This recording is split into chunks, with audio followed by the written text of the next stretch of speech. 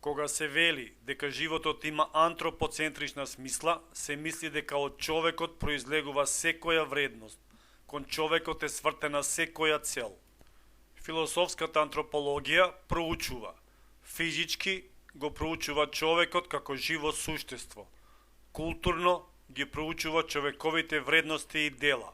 Социјално ги проучува општествените форми на човековиот живот.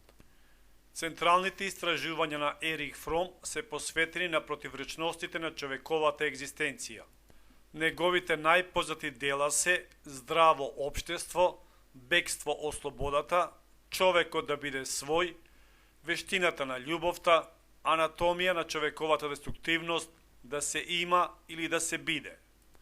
Карактерот според Фром представува релативно постојана форма во која човековата енергија се канализира во процесот на поврзување и социализација.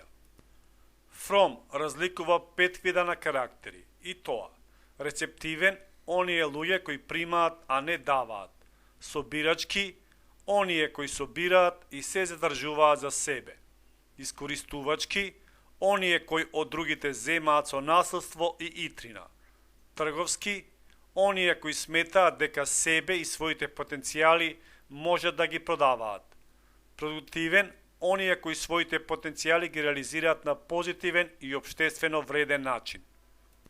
Модерниот човек, според Фром, треба да биде готов на откажување од сите форми на поседување, за да може целосно да се реализира, да биде.